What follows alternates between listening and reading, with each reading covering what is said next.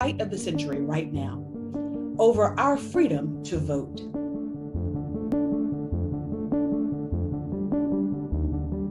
Never did I think that the cause for which our beloved colleague, Congressman John Lewis, and the foot soldiers, the cause for which they marched 56 years ago, the Voting Rights Act, would again require congressional action to restore its full protections. This reminds us that progress is elusive, and every generation must fight and fight again.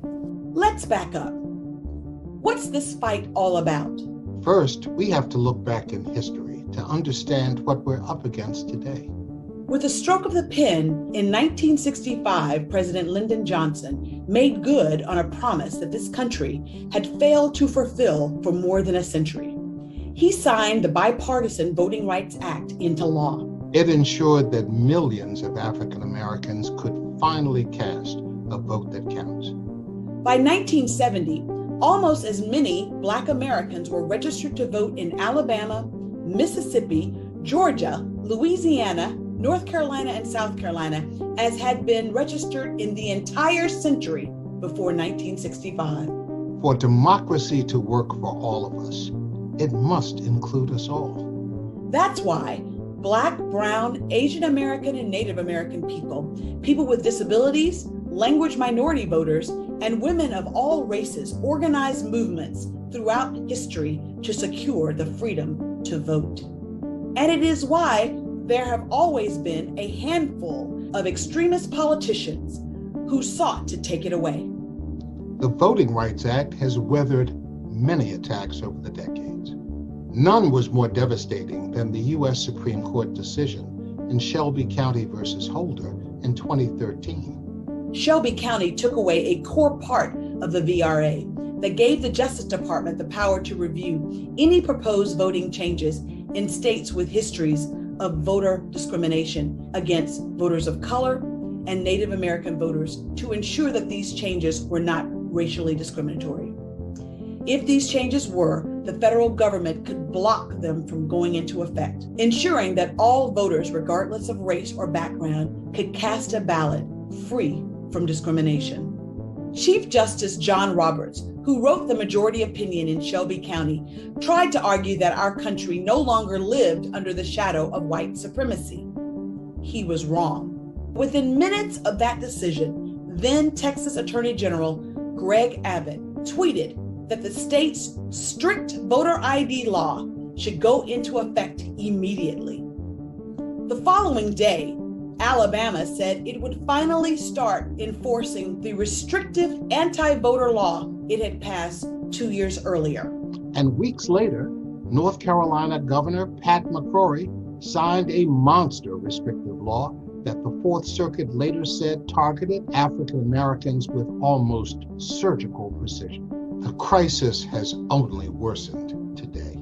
As the Brennan Center for Justice found, lawmakers in 48 states have introduced more than 380 anti-voting bills this year. Let's be very clear about something. These fights over limited drop boxes, broken voting machines, long lines due to overcrowded voting places, rampant misinformation on social media, and even water bottles are not normal. These barriers are old tricks in new guise.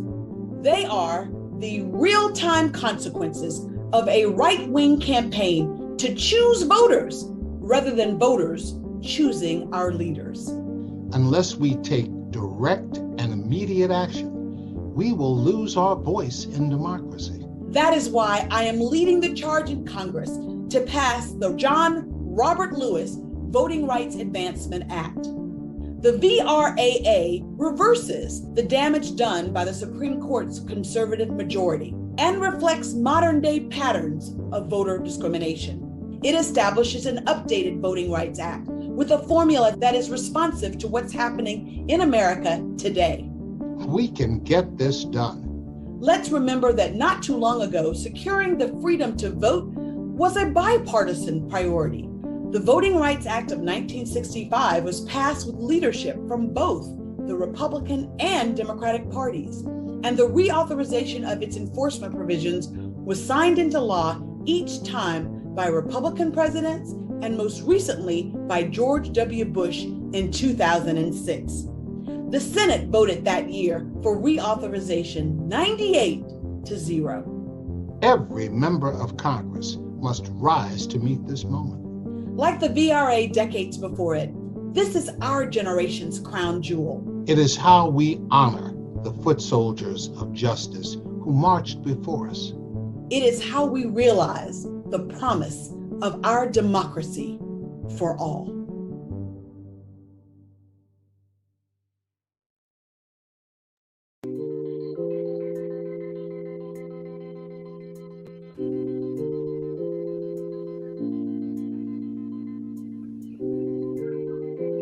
Good evening. Thank you so much, Karen, for bringing us on your show. We're super excited. Thank you, Elder Bynum and Brother Abdul, Shahid, and all my other constituents here. This is Queen Ella Wood and Sister Lori, who would walk with us in New York to see some of the movements that's going on. But tonight's topic is dealing with the VRAA. And I wanted to lead off and just state that as a people, we were able to make great moves this past year in um, the the actual presidential race. Of course, we've got a long way to go. You would think after 56 years of America's democracy, how could we be here again? However, I had an opportunity, even though I do live in the great state of Georgia now as we speak. Um, I literally was born here but raised in New Jersey. And what I want to share is that I met a young lady named Amelia Bonton Robinson in 2008 in the great state of Texas, Houston, Texas. And she was actually one who walked with Martin Luther King back when they were actually getting the bill signed way back then. And she told me that never had it been a time that she had seen where people had came together. She stated that, and this is true facts. She has a book out. I just don't have the name of it right now. She stated that we have not worked together since he passed as a people. That's how we get here all these years later, fighting for something that was already supposed to have been already done. And at the time when Obama became the first Black president, we were at that time when we were about to lose our voters' right again. So thank you, Karen, for bringing up a much needed topic. And I'm going to pass the baton to you, Bynum, so you can, share. Ms. Woods, thanks so much. Thanks for Miss Reed for inviting us on her show. And as you know, myself, along with my co-host, Brother Abdul Aziz, and Brother Aziz, you want to go ahead and speak to everybody while I am speaking? Oh, yes. I wanted to thank everyone for letting me come on, Miss Woods and Miss Reese. And this is a very good topic that we'll be discussing tonight about our voter rights and how these governors have decided to change different voting structures that have been in place for a long time, like our mail-in votes, which a lot of the military people, as well as people working for the government overseas, they use that system when it comes to voting all the time. And now the governors, they want to do away with a lot of them. But the bottom line is the problem that we seem to never can bring to the forefront to deal with here is racism. And that's what this is all about, racism. The Electoral College, we need to, it's just my opinion, we need to have what they call a constitutional convention. And that is where, and you change certain things in the Constitution that's outdated and no longer applies to a certain group that's benefiting a certain group or affecting a certain group in a bad way. So we got a lot of things we need to change, but as Miss Wood said, when she met Miss Boynton, I'm familiar with Miss Boynton also, and she's definitely a real civil rights fighter, been in it for a long time, and she worked along with Ben Chavis and them also. They did a lot of stuff together, and those type of leaders, we it's hard getting the young folks to get into that type of leadership or follow that kind of guidance that they have to offer on how to go about unifying and getting things done, because there are certain things that only the establishment of they will respond to, and that's when you don't spend your money with them. You don't spend your money with them, they want to know why. And that's when they start addressing the issues that we have in the front. But everybody's afraid to say, well, so-and-so said, don't buy no more of this. The company wants to jump on Abdulaziz Shaheed for telling everybody, don't buy any more of this toilet paper. Everybody gets afraid to talk about it. And that you just can't say anything anymore where it can be accepted. You want to spread the truth and tell people about things that they need to know about and inform them.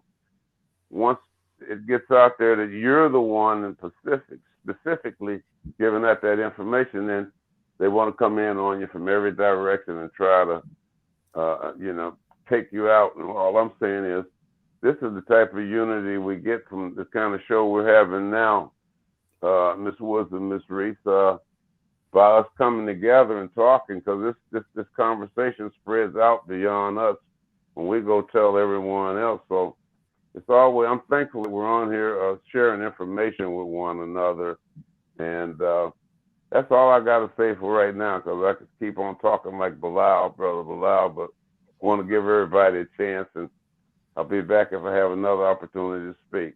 Thank you. Well, Brother Aziz, I will continue your conversation for you.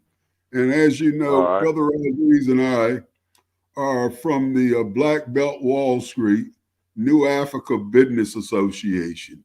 We incorporated Black Belt Wall Street with our New Africa Business Association about 5 years ago.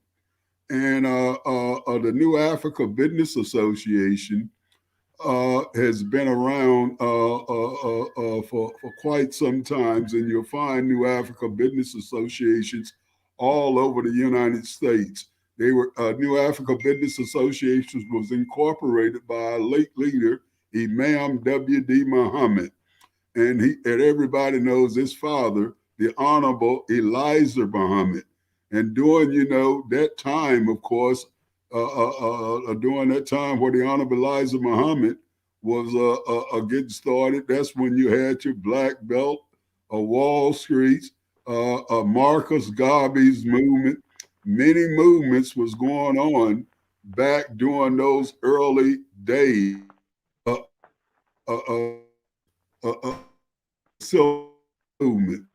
And of course, but like I said, Imam W.D. Muhammad, he started the New Africa Business Association. And brothers and sisters, the New Africa Business Association here in Washington, D.C. started the blog radio show. It is my biggest concern, and I think one of the biggest problems that we have as African Americans, and this is why I'm on Miss Reed's show and I come on anybody's show, because again, our voices must be heard. And it's hard to have our voices heard because we don't have the communications that ABC has. And you can see how strong the Caucasians communications, Whoopi Goldberg made just a simple statement. And my goodness, all around the world, it was out there talking about something that is really, really silly. But again, it shows that when it comes to white supremacy, and these folks hide behind religious, make no bones about it. And New Africa Business Association will never be quiet when it comes to injustice. I can tell you, my Muslim brothers, along with my Christian brothers, we are brothers and sisters. We're never going to be quiet when it comes to taking away our freedom, justice, and our right to pursue our happiness. So that's just not going to happen.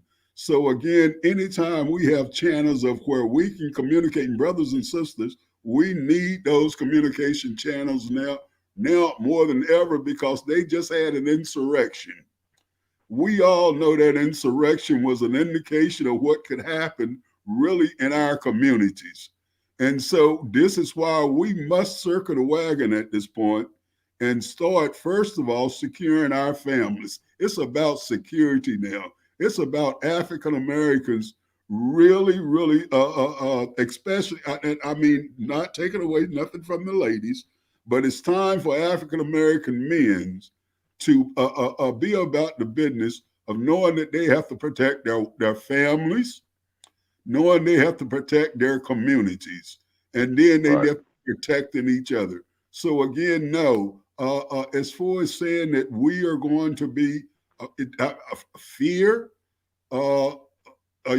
fear after seeing that insurrection, and not only that insurrection, all of the other white supremacists that is being, I mean, just flat out now are being displayed. And so, no, the New Africa Business Association, along with this program, we're on every Wednesday. And every Wednesday, we're going to have our topics usually are business. Our objective is to find businesses in our communities, identify those businesses, and network market with those businesses and do business with each other. That's what our objective is. But because of these dangerous social issues that's going on in our country now, we have to maybe close the store for a moment and take care of our security issues, because we do have security issues. And so it's about now protecting your families and coming together as African Americans, as in our communities and all over the nation. So whatever we're doing on this platform tonight, not only should we discuss it, and everyone who is listening to us, but make certain that these discussions go beyond, go throughout your community. Because like I said, it's about now, these folks are talking about a civil war. As a matter of fact, they're saying that it makes no difference what happened in 2024 when it comes to the election. They're saying if they don't win the election by hook or by crook, that they're going to take it. So again, you can see, as far as this thing of justice, justice is what white supremacists feel like is their justice.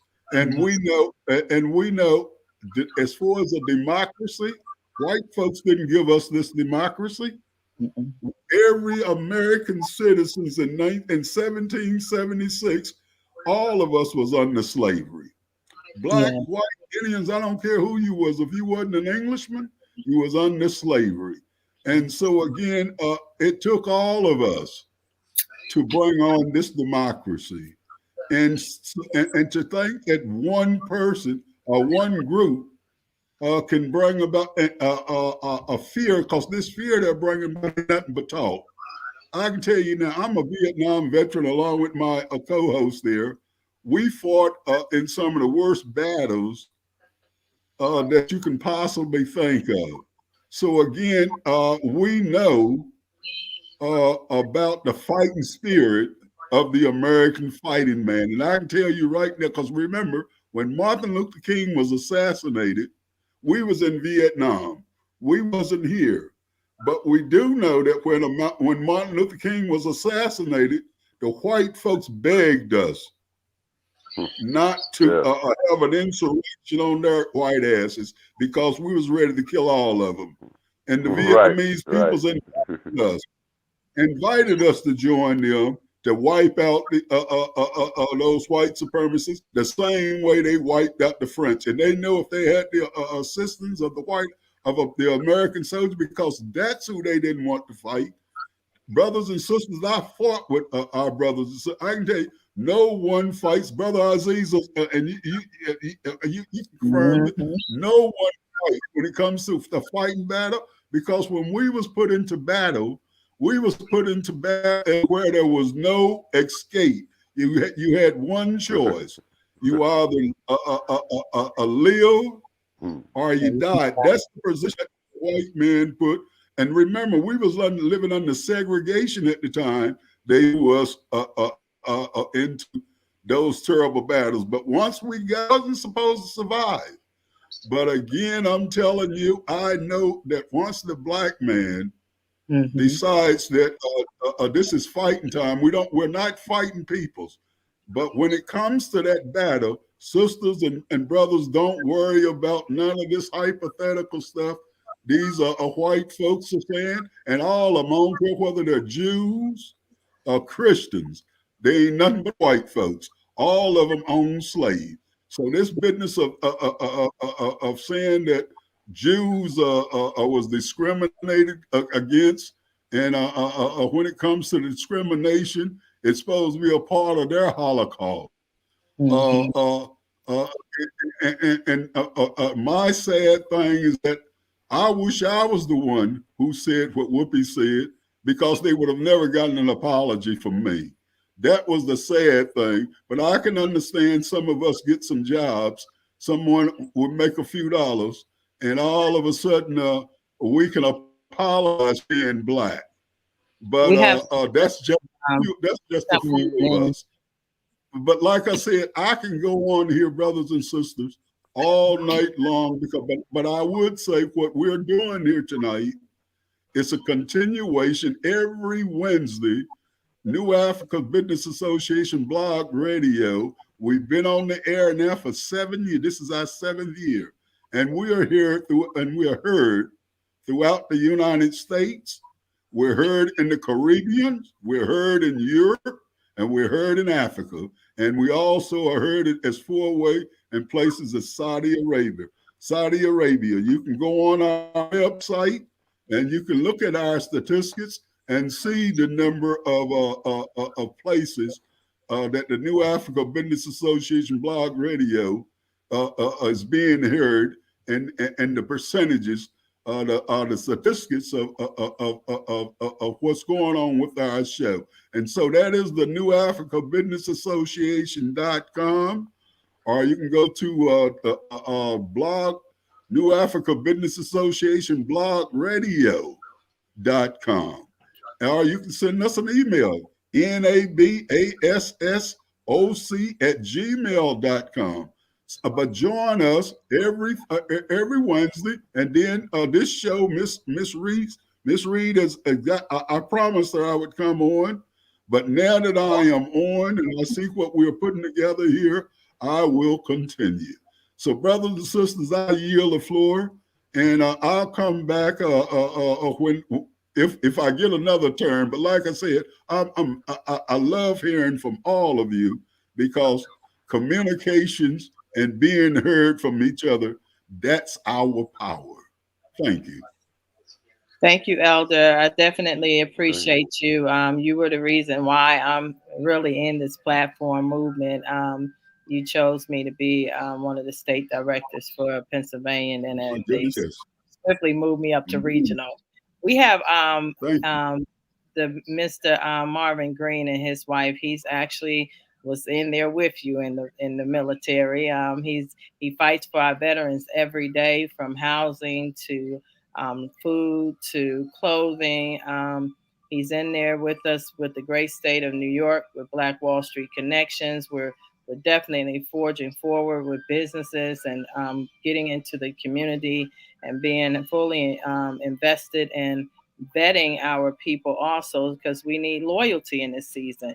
We know that when we look at the statistics of history, that it wasn't just about the Caucasian man, it was about black men too. They turned and renegated against us also. So we got to, as a people, for us to even have an economy, there's a scripture that states, a house divided can't stand.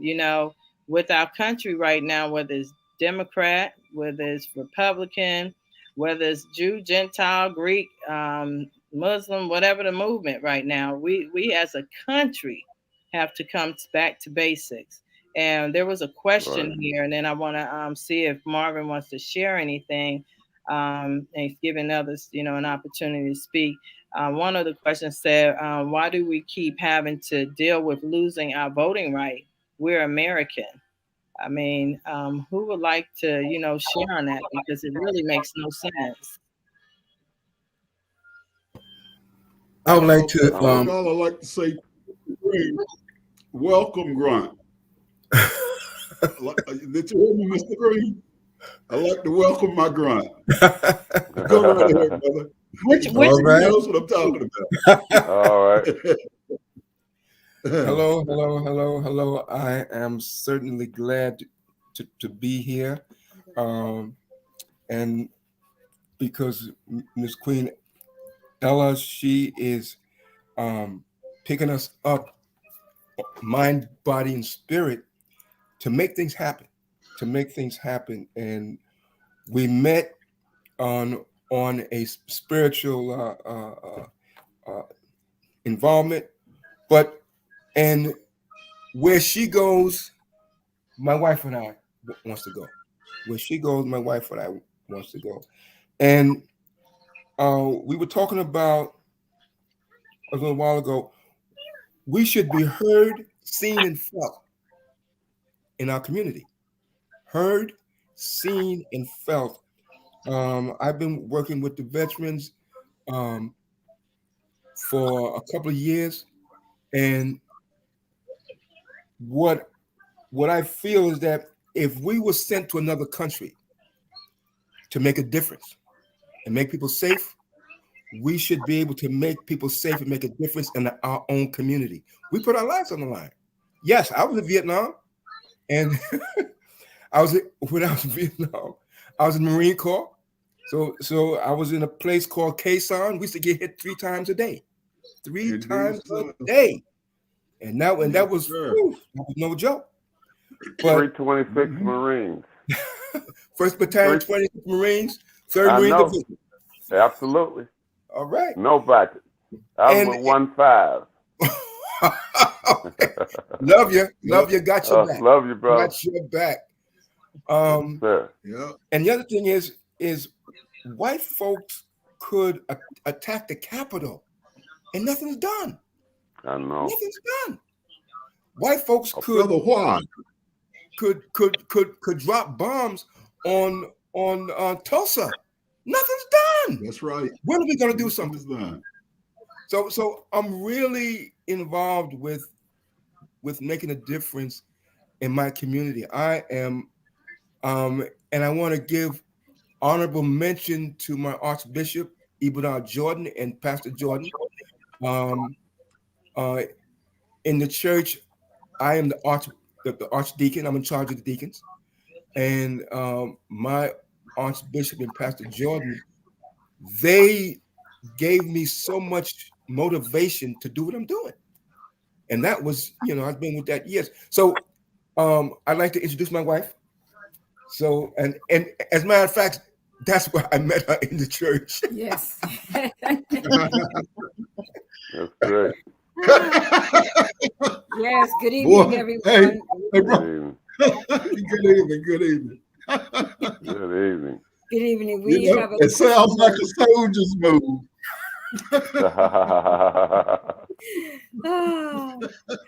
Well, good evening, everyone. I am here to back up my husband. I am here to be about God's business and, moving things in the kingdom of God. I thank God for having met Queen Ella Woods. Yes. And I constantly, and I let her know, I keep her in prayer. Zoe Ministries, which is the name of our church, We are under leadership that are in business for the Lord. He's been in ministry, Archbishop Bernard Jordan, for years. So we thank God, because it was under his ministry that my husband and I met. And so the scripture says, how can two walk together unless they agree? And I thank God that he has given me a mate that we agree. We go to the same church, we serve the Lord. So we have the same mindset, and it's a privilege and it's an honor to be able to come together when you have people that are thinking alike, that have the same purpose. We can accomplish much. With a few folks, we can accomplish much more than when a great crowd of people and everybody's mind is different. When they have hidden agendas, you don't know exactly what's in their mind. And so I'm glad to be here. And I pray that God continue to have his way, and whatever we can do, we are here to serve. Amen. Well, I'm so honored to really be a part of this great movement in this season.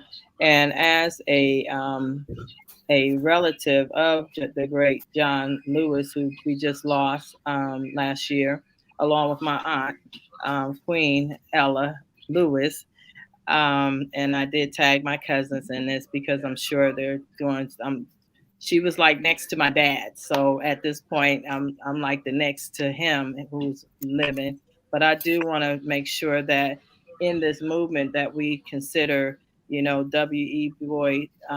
E.B. Du Bois, because he was the one who actually started, and I'm grateful. I learned something new today talking with Elder Bynum earlier about the Black Belt, Black Wall Street, movement, and that's where we have the Booker T. Washington schools. We have, our schools are now being named, but there's one thing that I'm like one lady asked, what can we do to stop this every so many years having to go back in? So I'm believing that's what the BRAA, to stay on topic with tonight's discussion, was about, them having John Lewis Voting Rights Acts put in place that allows us to stay where we don't have to worry about going back to keep redoing what history already said was done. If they passed the bill for us to vote as human beings and having what they call the right in America as people that come to America, why should we every 25 years have to re-sign a new bill that is okay for Black people to vote? That makes no sense. We're going to have to now team up strategically in our communities, bring awareness. Let me share a little bit on, since I'm in real estate. Real estate laws protected the white supremacy when they first came and decided to play a trick called America Dream, okay? And it was to take the land from us. They learned, and they created chess, right? But see, when you learn your history, and that's what we need to put back into our schools, because even down to our Caucasian brothers and sisters, because we have to coexist with them, they need to be taught Black history. They need to be taught so they can remember what we as the Black movement has had to go through. As far high as we know that God said in his word that since the beginnings of time, the heavens suffer violent and the violent have to take it back by force. We've always been a humble people. We've never asked for anything but what was right. Even in any businesses we've had to serve and be a part of, just like I've watched a movie called The 14. It makes no sense that they court-martialed those young men and hung 19 of those soldiers in Texas. I mean, it's a lot of history out here. The Emmett Till story. I mean, we have to be studious now. See, the Bible says, study to show thyself to be approved, rightly dividing the word of truth, that you will not be ashamed. So even if we have our Islamic brothers on here, we know the Quran was the first Bible that there was. And me and actually Elder talked about it. We know the Quran sits up in the White House. We know that King James wrote out of that diction because you can't really translate Hebrew into Greek. There's no way. And also, when you're dealing with French and the other what we call languages, the actual Hebrew language, which was Arabic as they call the actual people, Aramaic, is really the Hebrew people. And because of the knowledge that we have, and we're so close to the color of God, He literally created us from the earth. And because of that, there's an inferiority system that has been set up in place in America. And at this time, there's the blacks, the browns, and my sister, as you can see how beautiful she is, she's actually Spanish. Her parents are from the descendants of, but we also know that they're Indians too, even though she's from Puerto Rico. That's my sister, Iris Green. So when we look at our heritage, we don't have to do a whole lot. But if we come together, like she mentioned, and John Lewis, he was not only walking with Martin Luther King, he also did the work in the Congress. So we know that as him representing right now, we've got to come together as a people so that we can get this Voting Right Act passed, that we don't have to redo something that we've already had done. Why should we as a people have to keep registering to become voters in America? What that makes no sense. But now, like she said, we got to be in our community. We can't just be talking about it. We got to be about it. I flew all the way up to the Northeast so I could get into the community. I'm not looking for money, even though we know money means everything. And it's a necessary means to everything. That's why I appreciate the young lady, Lori. She was able to put me up, and I'm telling you, they fed us out there in New York. They make sure, we've got to be about our business. This is real talk right now. Karen Reese, we appreciate you so much for even having this topic on. I pray that this don't just be planted on stony ground, but it will be planted and rooted and be watered, and that God will give us the increase, because as a people, we really have to come together. There's so much that is involved, and I want to make sure that, Elder, when you do get back on here, make sure the people know about the station, how to connect with Black Wall Street, because we need the voice of the people. And that's the only way we're going to be able to really get this bill passed, this act as it is, because acts are different than bills. Acts are what they keep in place. Bills, they pass, okay? We need this act to pass so that we can literally, what we will probably have to do is probably get some petitions in place. And I'm talking about across America. Because we're Black Wall Street Connections, we'll definitely have more information on what we need to do, how many petitions per state. We're going to make sure that the website is also posted in chat. So I'm not sure. I'll have to do it on my chat and my Facebook page, but I'm giving it back over to you, Elder. I don't know if anybody else has a comment. Aziz, do you have anything you want to state? Nothing else at the moment. Okay, Elder. Well, I want to go back to Mr. Green, brother Green, and he was asking the question about voting and why do ask that question again, Mr. Green, because I definitely want to entertain your question about the voting. How did you state your question? Give it to me again. Yes, I said that we should be heard, felt, and seen, and that's all about voting. We need to not just vote. We need to be seen, felt, right, and heard. And it's all about like the brothers shared. The youth is not there. We need to find a way to draw them into what we're doing so they can see us and hear us. Amen. Brother Woods, you're absolutely. There's several answers I like to state, even when it comes to the youth. But right now, we're going to stay on the subject of voting. You, brothers and sisters, the reason that we're having all the voting, and to show you how powerful the white folks are trying to suppress our doing the John Lewis bill that they just sent to a filibuster.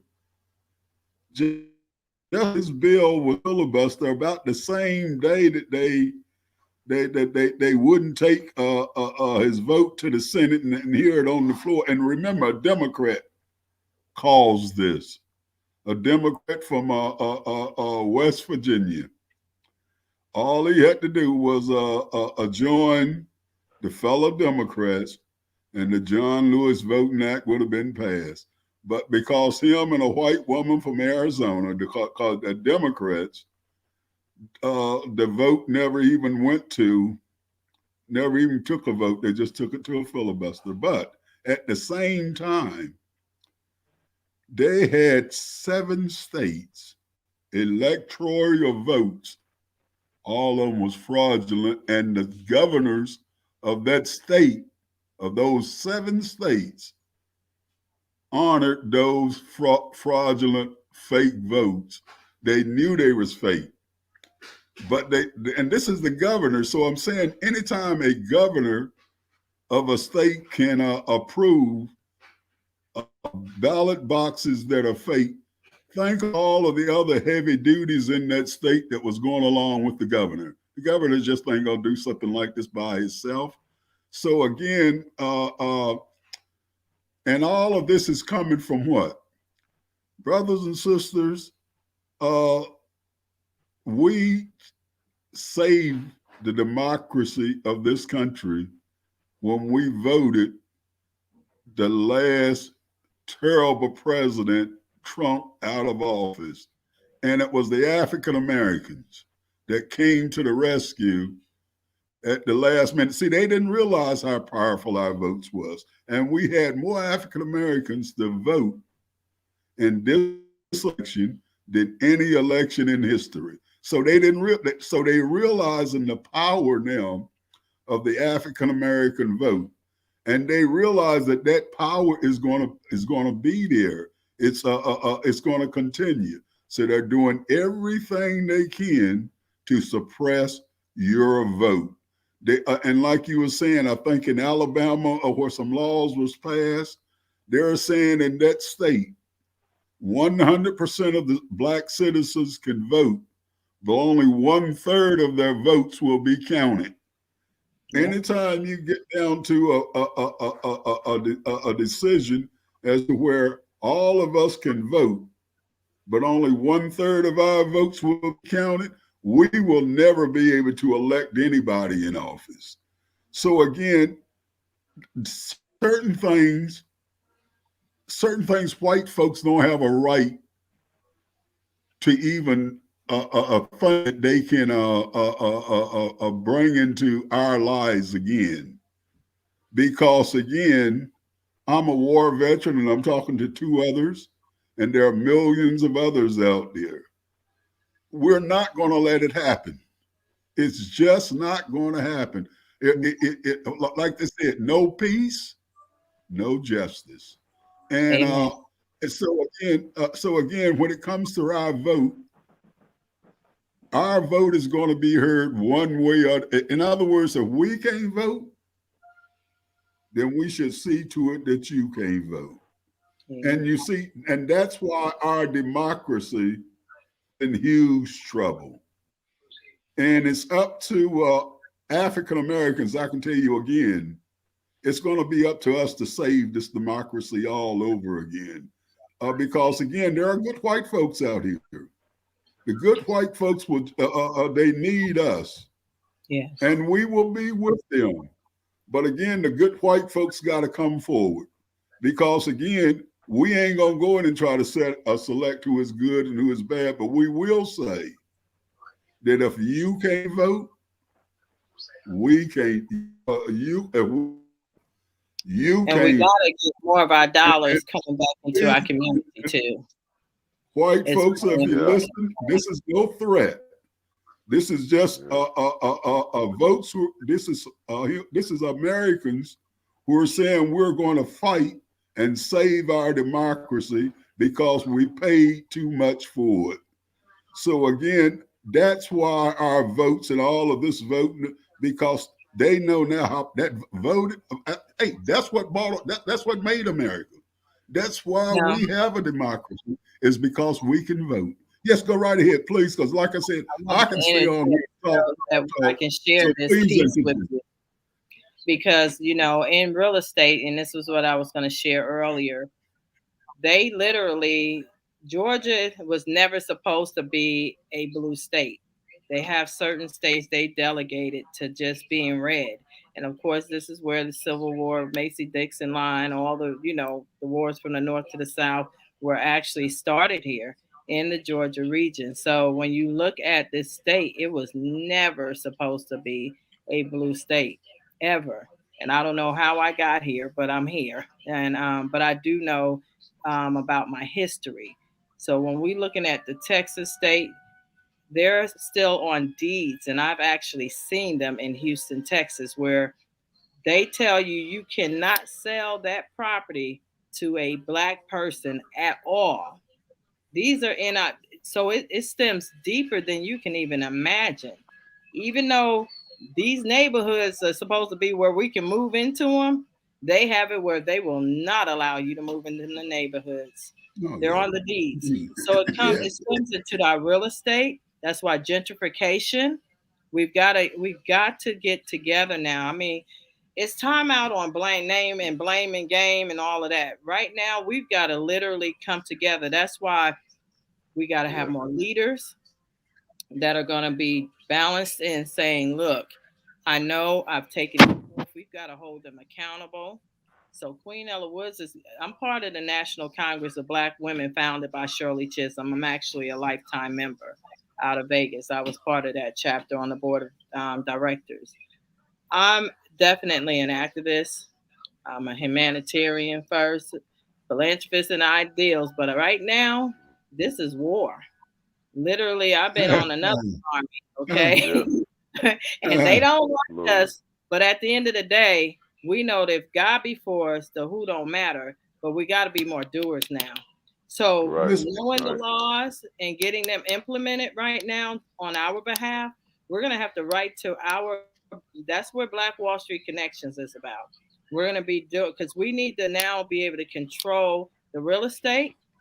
And do you know that in Alabama, they only allow one black person to sit on their board? Just one. That is yeah. law. They do not allow two or three or nothing. It's just Yeah, one. how about And it? I'm getting my Yeah. license. Yeah. So things have got to change. And we're voting in a lot of black African Americans right now into the Congress, into the Senate. We've got to make sure that our voice as the people. Now, I have Lori Jones on here. I know she's here. I don't know if she wants to say something, but she lives in the community. Her nephew, they're about to have a business that they're starting. We've got to pull our money away from not only the Asians, but we need to pull our money out of these white markets that are totally against us. Mm-hmm. Colgate. Yes, I am. I mean, there Yes, were back ma'am. in the day, we had companies, they used to put it up that there were companies that were racist and they were supremacist companies. And I'm saying one of them was Colgate, Tide, and some other ones. And we got to now start seeing where our money is going. And now we need to start having business and training our young people how to have their own businesses from youth. So we're setting up some wealth academies and some schools so we can start educating our young children on why it's important to have your own. Because at the end of the day, it's going to take us coming together. We can't blame no one else, but we got to now stop upset with one another over nothing. Also, with the name blaming, or thinking somebody's got something over the next person. We've got those are isms that are causing us to be racist within our own community. Right. Willie Yeah. Lynch, the Jim Crow, all of those laws are still in effect, and we're using them against each other with not trusting one another. This bill here, this act, we needed to pass. So now I'm going to be seeking to whom I need to find out, especially we talked about the Black Caucus. We need to hold these people accountable. The NAACP, what are they doing? Like I said, Amelia Boynton Robinson, if I'm saying her name wrong, I'm like Texas and Jersey, so my dialect's all. But I'm saying, she said they did nothing. The Rainbow Coalition, all we need to hold these people accountable that's getting all this money, but yet they're not making a change in our community, because this makes no sense. 56 years. I was not even born.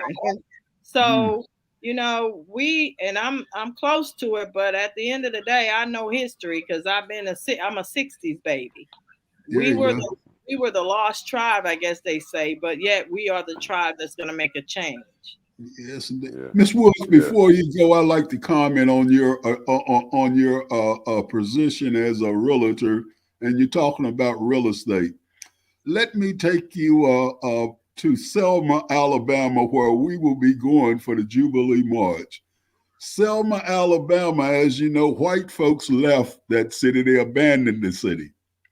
And they took and started a new community on the side of Selma, and they actually cut the lights out. The only thing was left in Selma was black folks, and they was back to burning candle lights. And how do I know? Because when I say we, there's a brother who was expected to be on this program tonight. His name is Sam Harris. Okay. Sam Harris is a certified financial planner, just like myself, but he's also an investment banker, and he's been out there for a long time, and he's associated with a few black millionaires. They went into Selma when the white folks left, and they started buying up the blocks. They was fortunate, and when they was, and they did with their own monies, they was able to buy the block. When you come across the bridge, when we go there and march across the bridge, you will be coming into the place where they are going to be building the John Lewis Memorial Center. Right across from where they're building the John Lewis Memorial Center, these African-American brothers bought that particular block. And they are now building high-rise. They're taking it up. Now they're taking it up, and when that center is built, we'll have our own accommodations for anyone who's coming there. But again, it is owned by us. You see, Miss Woods, when you own your own, and when we own our own property, and it starts with a property, the earth itself. So so again, we wanted to buy their hotels, as a matter of fact, because I know right now, if you go to Selma, the white folks have already jacked up the prices. They know we're coming. There's not that many accommodations. So now you go there, the hotel is going to cost you about 3 or 4 times what it normally costs, because they know there's nowhere else you can go. And we know this. There was a hotel that we were going to buy, and but what had happened, the brothers, after buying that block of business, they sort of ran low in monies, so they were looking for outside investors. But again, because we can't get to the communities, because we don't have the TV programs and the other channels where we can speak to many of you who probably don't know nothing at all about this. But those brothers went in there and they bought the first block, and that block, of course, is very valuable. And believe me, After buying that block, 30 days after buying that block of business, the Caucasians came back to them and asked and offered them 3 times the amount of monies they paid for the properties to buy it back. They can't Today, do anything we do. Today, if you go to Selma, those same white folks who abandoned Selma because they knew we was coming in there to buy the city and to continue to run our businesses in that black community, because everybody is basically predominantly black. They came back, and they came back in groups, and they invested together, and they bought the rest of Selma because we couldn't compete with their monies.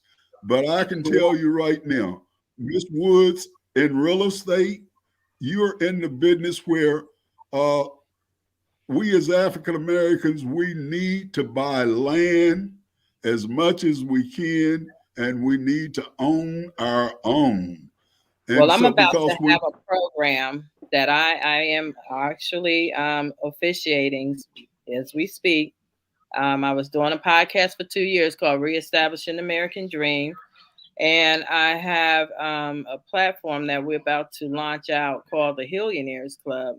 And we will be going in, and not only we don't even have to buy land because they owe us land. We just have to get our voices into the mayor's office. You know, one good thing about having the platform Black Wall Street, it brings people. As far as there's a lot of black multi-hillionaires and billionaires and millionaires and trillionaires. We just got to put the information out there to the community so we can actually be able to have our voices. So we need to inform our young people to go in and take media classes in college. We need to have, they don't even let us in the communication field at all. Most of us, because of COVID, of course, we're doing blogs like this and use a StreamYard, which I've got a young brother out of Dallas that has a Nubian Talk system. I mean, so we've got to be innovative in this season.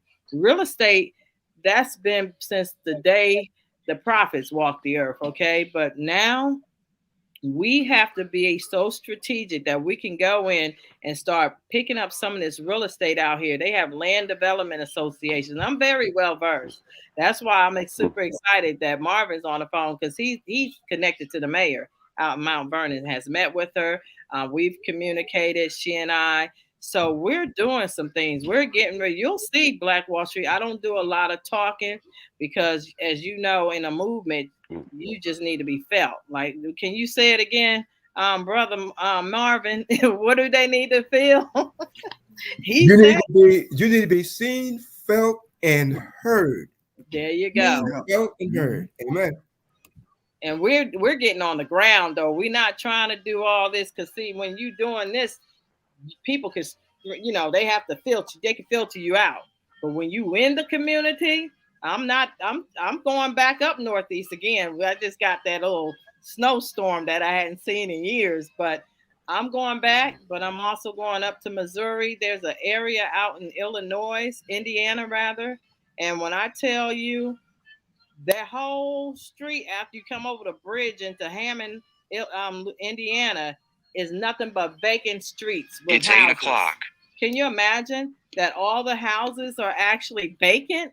So when it comes down to lights, there's no way they should be using candles when you have things called solar panel. See, we've got to get out here and educate our communities, because even down to bone marrow and transplants, there's no awareness. Where was the NAACP? Where was the church? What are they teaching and what are they telling, and who's telling what, and where's the money? This is the stuff that, as we begin our movement, we've got to make this stuff known. It's Sister, like I said, as you know, I'm a certified financial planner, and normally the New Africa Business Association, all we normally talk about is business and network, and the biggest thing we talk about It's where we all become financially vested with each other. And so when you start talking about where's the monies, I've been asked, and I mean, just think about it. The African American church is the biggest business in the African American communities. And that business, that church business, you're talking about billions of dollars. But where does the billions of dollars go?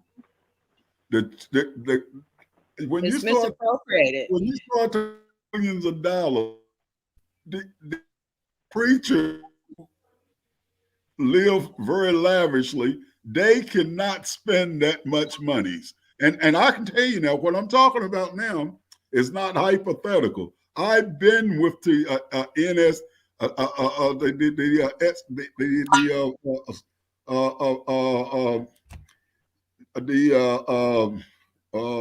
what's the name of the company that carries all the business?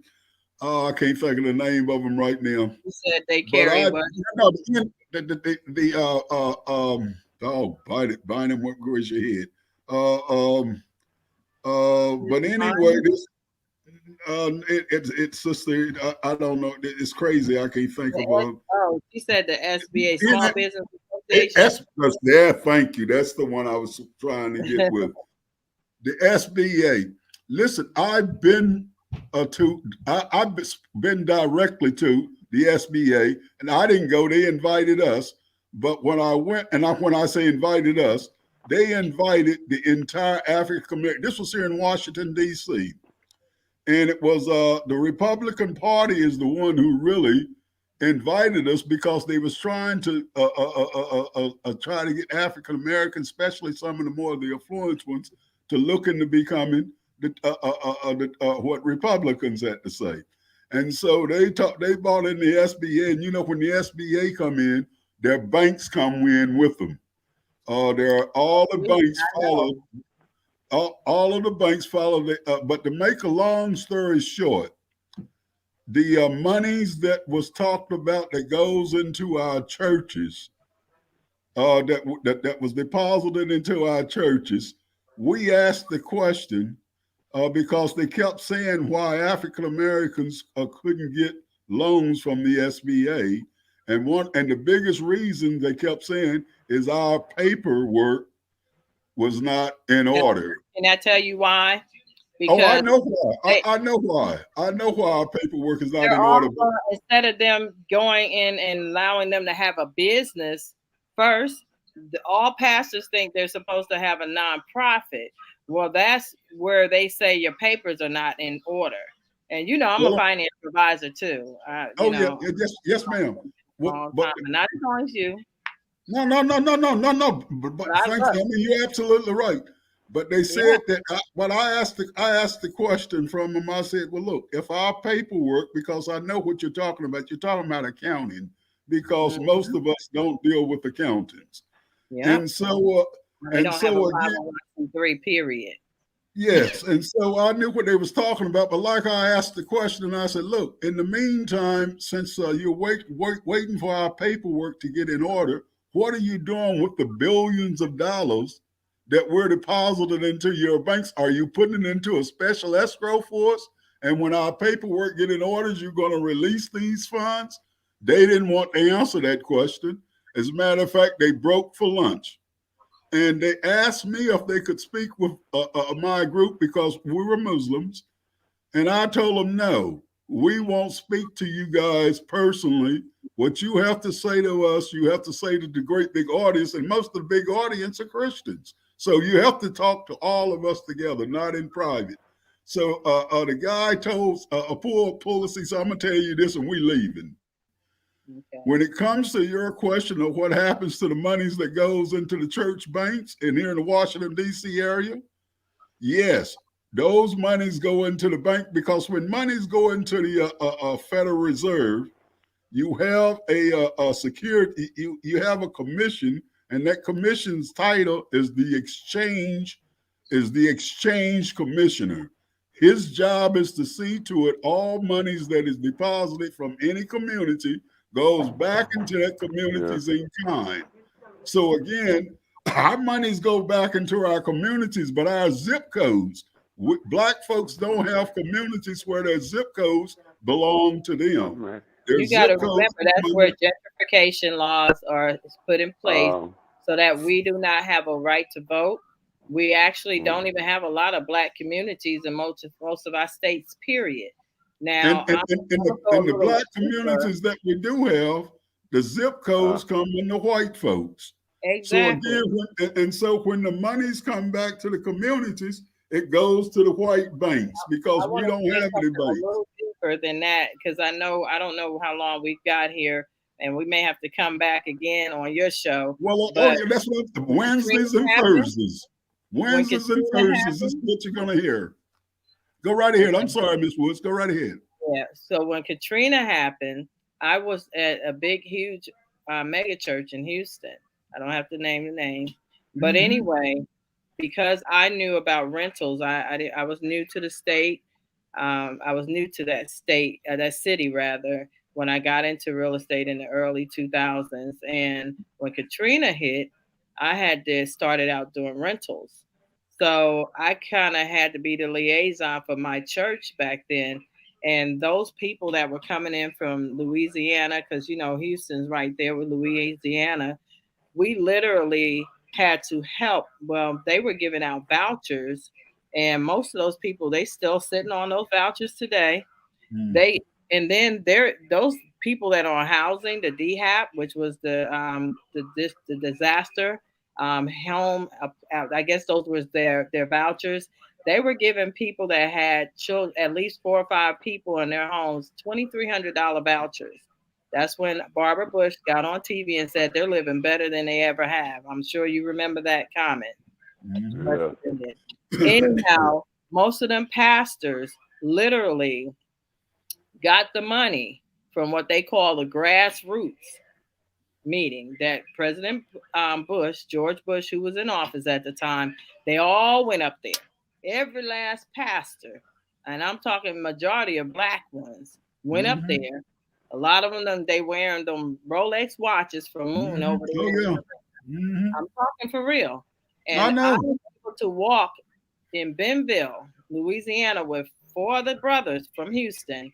Met a gentleman who built the underground here in the Atlanta, Georgia area named Clifford James. He looked like a little guy in Moses, but he was actually over their program at SMU, Southern University. He was a professor there. And literally, he told me about if we could bring a certain amount of money, they would build that 8 square mile of Bentonville back. Now, I didn't understand about 8 square miles until now as we think about the Black Wall Street districts. You know what I'm saying?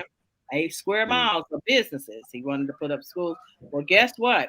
These black brothers I was with, can I make a correction? Yes. Black Wall Street, Greenwood District, it wasn't 8 square miles. It was 50 square miles of business. You're so correct. 50 square miles of business. And if you want to know where it all started, if you go to Selma, not Selma, Tulsa, if you go to Tulsa today, the Greenwood District starts where the Bank of America is built. They built the Bank of America building right there, where the first Greenwood businesses started, and it extended out 50 square miles. You're correct. So Bentonville is one of those districts that's got flooded. And then you've got 9th Ward. They took all of those houses. Trump went down there, bought up all that land. Those people, that was air property to those blacks that now will never be going back, because he bought up all of that land back then.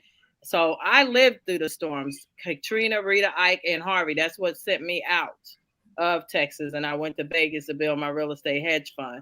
On the flip side of it, when I tell you that this is calculated, that levy to kill and destroy that whole, because that was our land. Those were, we call them, the Cajun Creole people, blacks. Yeah, those were the Indians. They took all of that land. Trump was part of that. And he built houses that was 150. Them people, of course, they couldn't afford that. So them people never went back. Trump took all of that property on North 9th Ward, Benville. Now they've got business up there. You think black people owning that stuff?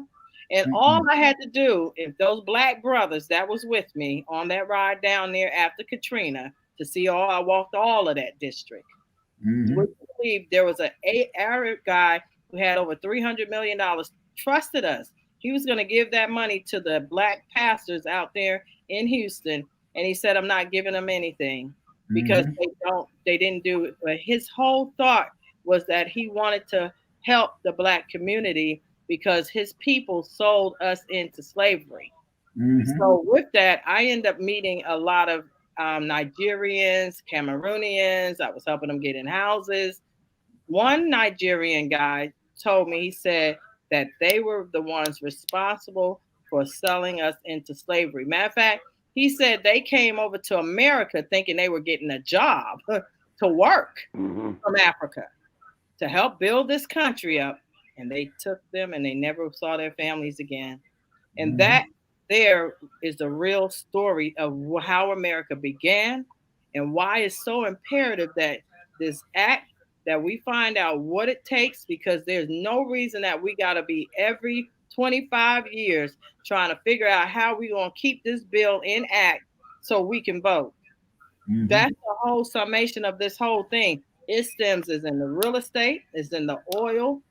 When I say they side drilling in Texas, taking them black people land, yeah, O.W. Gurley, if we read about the story, you know, I had a chance to go. That's how I knew it was 50. But I'm going to tell you the story about when we were doing the other business. You know what I'm saying? How people misconstrue the truth. Because they were saying, oh, if you have 8 square miles, that's considered a Black Wall Street district. That's not true. If we're going to eliminate anything with Black Wall Street and what O.W. Gurley did, O.W. Gurley was a very wealthy man. He went down, he got 40 acres, which was the Greenwood district, and he brought in partners. And that's what we are. We're supposed to partner. He bought up land, he offered them opportunity. One of the first schools, matter of fact, the person who actually ran the first school there, last name was Woods, like mine. And Brother Green know about the guy with the funeral home the other day. His last name was Wood. Wasn't that correct? So this is really ordained, all of this. But we got to now, once we go from this day here, we need to take this to the next level. My daughter's about to go into the Navy as an E3. However, she'll be a petty officer after 6 months. That's the Navy. We know that back in the day, the Queen of England, her husband, and all of them, they were in the Navy. They were probably over in the Britain Navy, though. So when we're looking at the money and the paradigm shift of where we're at now, you have one of the largest movements that I know for the last 7 years you've been operating, you and Aziz together, Elder Bynum. I'm super excited to be a part of it, but we got to, from this day forth, of course, we want to put a lot out on the airways, but I'm like this. I'm like, I'd rather be wise as a serpent, harm as a dove. People need to hear us, feel us, but they also need to, we got to make a movement now. The talk, right. This is it. You know, we got to now implement people on the judicial side. We got to hold people responsible. We need to get in touch with, like I said, the first officers. That's my mother. She's setting up the thing. She one of my best supporters. They go to bed.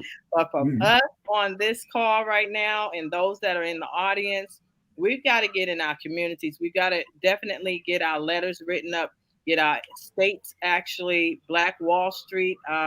We need to have our states actually stated as a Black Wall Street district, especially our cities and that are actually, you know, have a lot of blacks in them. You know what I'm talking about, Elder Bynum, at least.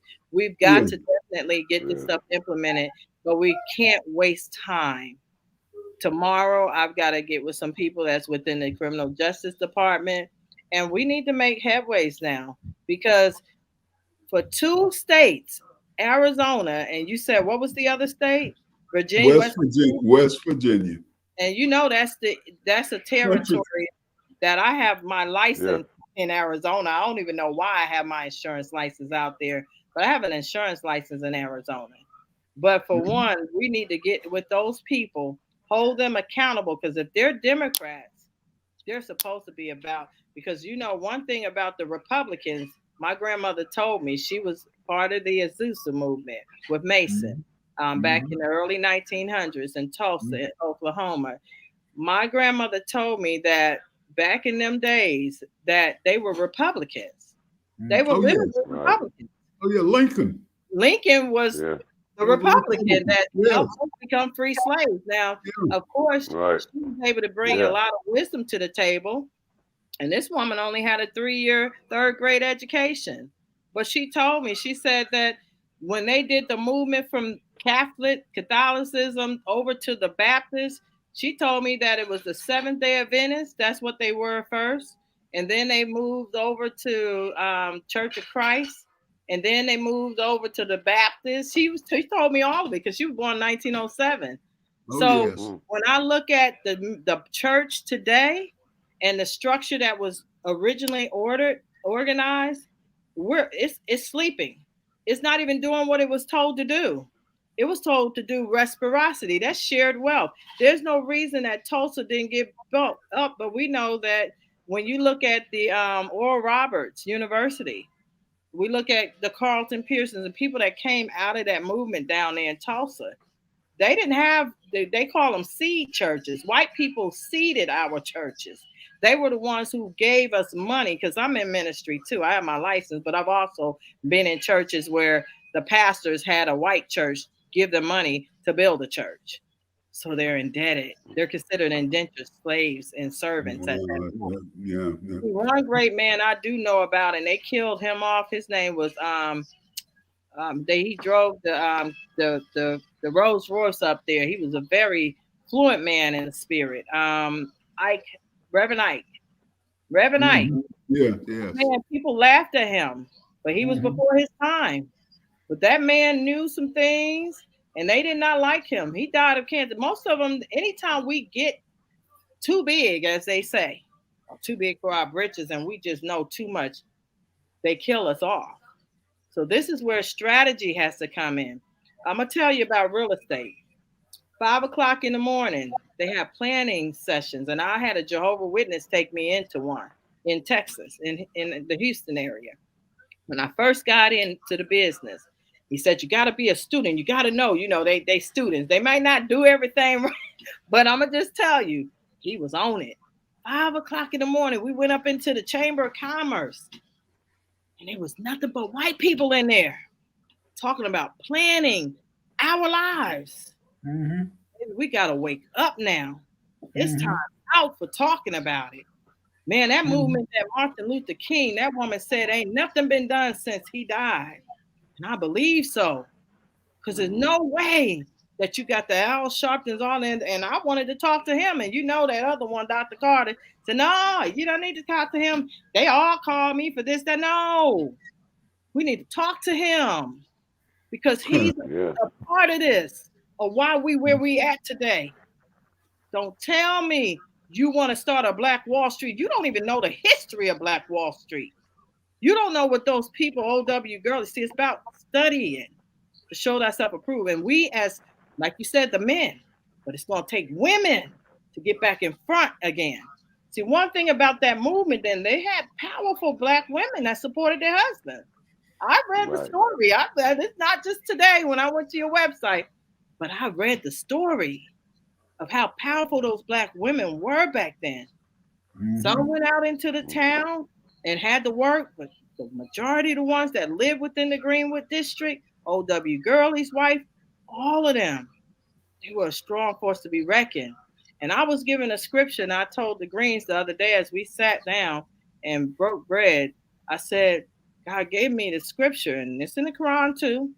It said, return to me, O ye backsliding daughters of Zion. God didn't never really use women as much in the Bible, and you think about it, in the Quran too. And that's why, your militant movement within the, the Islamic movement, the Muslim movement, we know that the women really didn't have much voice. But if you look at the way Farrakhan and his spirit is moving, women are speaking more in the Muslim movement.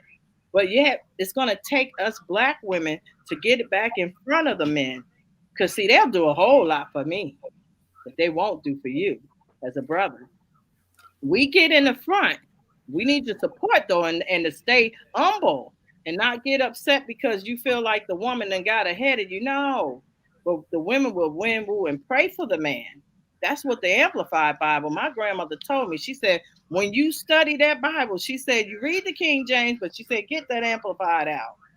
And she said you read it because it's going to be in plain simple. And this woman didn't have but a third grade education. And she said she read by the candlelight. Now, we believe in the candlelight back in them days in the early 1900s. But today, for a city that they walked away from, and now what happened to us knowing? Why did the people not know to get down there and buy that land for little or nothing? It's because people talk about it and they don't really want people to come in and really be a part of nothing.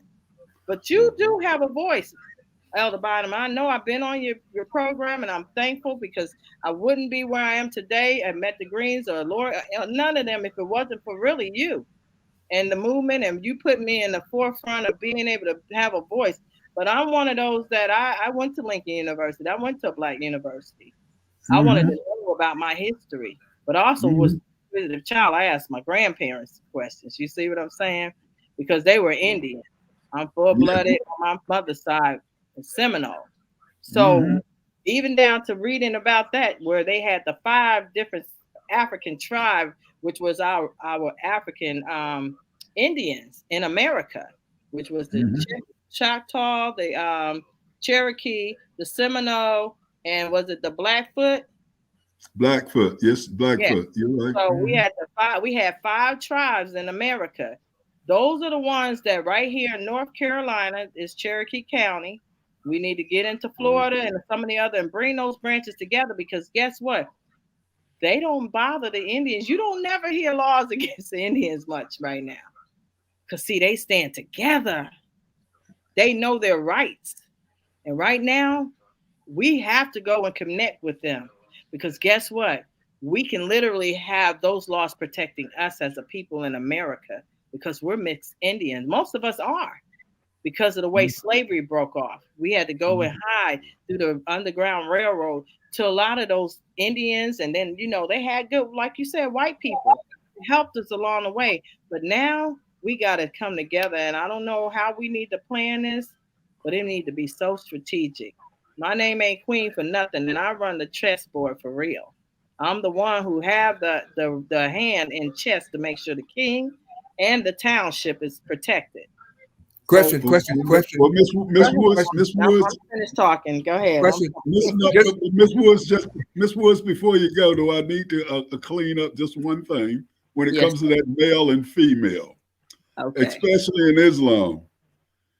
Almighty God said He created His caliphs, and when He created His caliphs, He created a pair. A male and a female. Thank you. In Islam, as far as who should take charge, let's say more or less, and the same thing the Holy Quran says. The person, the Khalifa that should take charge, regardless of speaking of the male and the female, but the Khalifa that should take charge is the one who is best qualified. And that's the way it is between males and females in Islam, which is the best. We have females who are scholars. I mean, we have female sisters who, I mean, they can blow you away, but at the same time, so can the males. But which one, as far as the topic is concerned, I like that. is the best qualified. And that's the one that's going to take the leadership role. So, so when you start talking about Islam, no, you're not going to find. I mean, maybe in the old days when we start talking about the old nation of Islam, but now that we have gone to the Holy Quran and we live according to the Quran and the Sunnah, then now we're living towards what God, Almighty God, what Allah says, and like He says. In your homes, the caliphs, the male and the female, and just like I just saw Mr. and Mrs. Green, beautiful couple, and like they know which one is more qualified, and that's where and maybe both of them, but at the same time, it's going to come which one is the most qualified, and it's going to be either Mr. Green making that decision or Mrs. Green. So that's the way I had to clean that up. I couldn't leave it out there like that between our brothers and sisters. Thank you so much. But I can say this. I can say this. I know it's time for us to close. Go right ahead, please, Mr. Green. Yeah, real quick. Who's ever qualified? That's a good point. Good point. Because my wife is qualified to talk Spanish. I can't. You know. Yeah, there you go. That's see what I'm saying. That's my point. That's a good point. That's my point. That's right. But let me just say this, and we're gonna send it on back to our host because I know she's ready to get rid of us.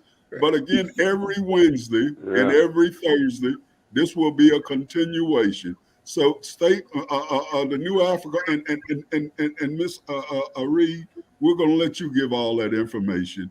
But thanks so much for having us, and we will. I hope we made pretty good hosts.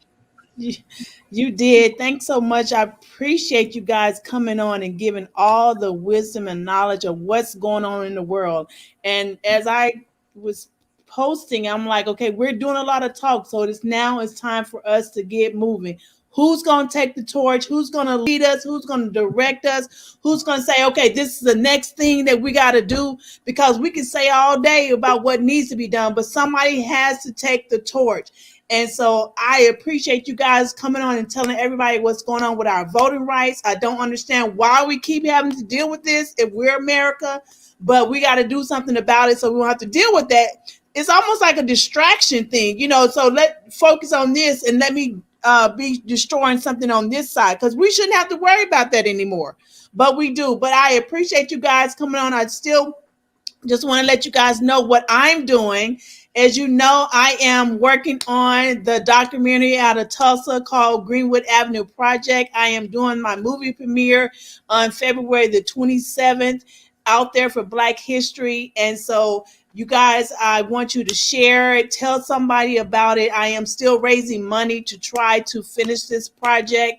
And so if you want to donate in this post, there's a link of a GoFundMe if you want to give a donation to help us complete this project. And so, this is just one project. So now I hear you guys talking about Black Belt Wall Street. There's a lot of different things out there, and that's information, that's misinformation that we don't know. And so we have to bring it to the front. So by me starting this project at Greenwood Avenue in Tulsa brought up Black Belt Wall Street. So now I need to dig into that history, and then we got to figure out what's the truth, because everybody say this, somebody say, let's figure out what the truth, because at one point we were all taught what was taught to us in our school. So now that we're awakened, we can go and start really looking at the history. Okay, what is the truth about us, Black people, Indians, Africans, where we come from? We can really dig into and bring that out as far as the truth, because you have a lot of different people's stories. There's three sides to every story. But anyway, you guys, I appreciate you guys, and we're going to end this off with me just doing my little video, and we will be done. So we'll be back next Thursday. You guys want to come back next Thursday? That'd be great. I promise you. Elder Bynum. Yes, I'll be right with you. Me and my directors will be back. Right, Ms. Woods? Yes. Thank you. Okay, then, you guys. All right, then we'll be back. We'll see y'all next week. So you guys who are watching this video, we ask you to share this video. For a couple of the pages on Facebook, it kind of blocked it. So, sometimes that kind of stuff happens, Facebook. But if you see this video, we ask you to like and share this video, because this information needs to get out about our voting rights. So you guys, we'll see you next week. Thank you so much. Good night. Simplify, my veteran. Simplify. Simplify. No doubt. Take care, Grant. Yeah. Simplify. All right. All right. Ms. Green. That's like